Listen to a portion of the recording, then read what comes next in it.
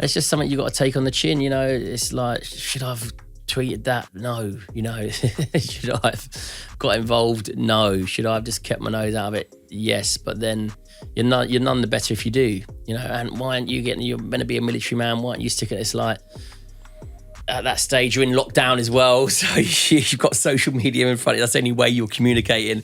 It was just like, you know, it was something that I just go to myself, do you know what? It's a life lesson.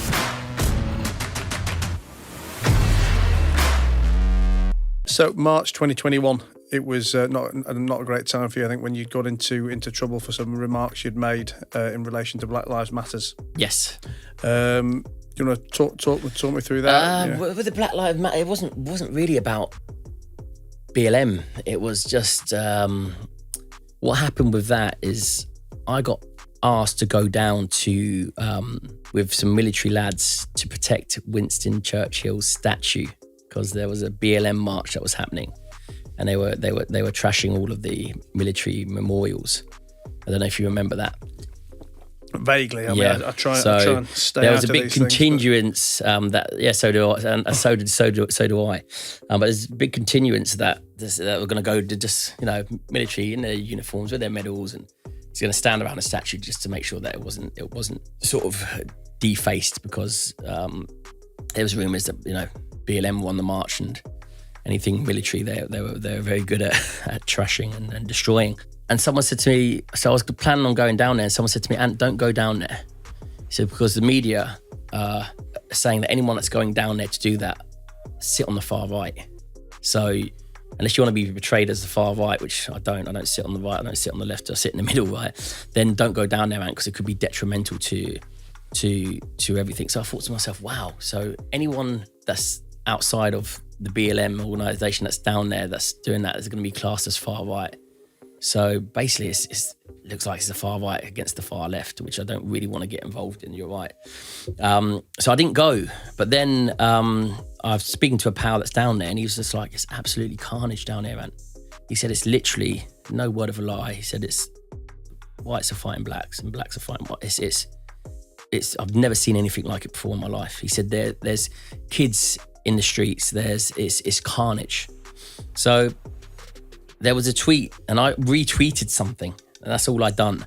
I retweeted something that was, because one, I was peed off that I couldn't go down there, you know, and stand with military friends because we were in class as far right. Two, for that happening on our streets is disgusting, you know, and if it's far right against the far left, then, God, it's like, and all I put, it was a picture of BLM fighting, which the media portrayed as far right. And I put, the far right against the far left, the extreme right against the extreme left, both not welcome on our streets, fighting in broad daylight. What example are you setting to our children? Absolute scum. Okay, that's what I put. And about the situation, I didn't say BLM or Black Lives Matter, because I don't mix Black Lives Matter and BLM. BLM are a non-law abiding organisation. Black Lives Matter is completely, they've just cleverly put it together where, you know, you have to tread carefully around it. I never associate BLM with Black Lives Matter. I don't mix the two, right? But the BLM movement, you know, I was talking about the BLM movement against the far right movement that the media said was happening. Two extremities, and that they don't belong. What example, if you look at the tweet in its entirety, it's what example you're setting to our children? You know, absolute scum. You know, and then all of a sudden it's like Ant Middleton calls BLM scum. It's like, no. Then it blew, you know, because they take snippets, as you know. How long did it take to make their own story? Seconds. Right. And take it down, so I ended up taking it down. And maybe I shouldn't have gotten emotionally attached like that, but you know, people don't know the build-up of the story of how I was meant to go down there, and you know, it's like it's happening again, right? I mean, so, in hindsight, do you regret it? No, I don't regret anything that I do. You know, it's led me to where I am. But the thing about the BLM tweet or the retweet that I've done, and the COVID stuff that I've done as well, I was employed after that. You know, I filmed 2 series of SAS after that. So, you know, to say that I've been, you know, sacked because of that and because of this, and it's just. Well, do you got sacked at the time though? No, nothing. Oh, you just got a bollocking from Channel 4? Yeah. well, what, they called me up and they just said, what's that about? I said, I sort of explained the situation. I said, these are my views and opinions. And, it blew up and the media picked it up, like they do.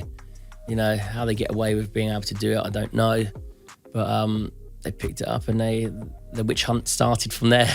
The witch hunt went on from that moment onwards for about a year and a half. It's settled now. It's been gone now for a good year. But witch hunt against you? Yeah. And what kind of things were they doing to you? Just trying to find it out. Dig old dirt. Yeah, everything. So and it's just something you got to take on the chin. It's like, should I have tweeted that? No. Should I have got involved? No. Should I have just kept my nose out of it? Yes. But then you're none the better if you do. And why aren't you you're meant to be a military man, why aren't you sticking it? It's like, at that stage, you're in lockdown as well. So you've got social media in front of you. That's the only way you're communicating. It was just like, it was something that I just go to myself, do you know what? It's a life lesson, not a regret. It's a life lesson. It's happened. What's the positives that I can take from it?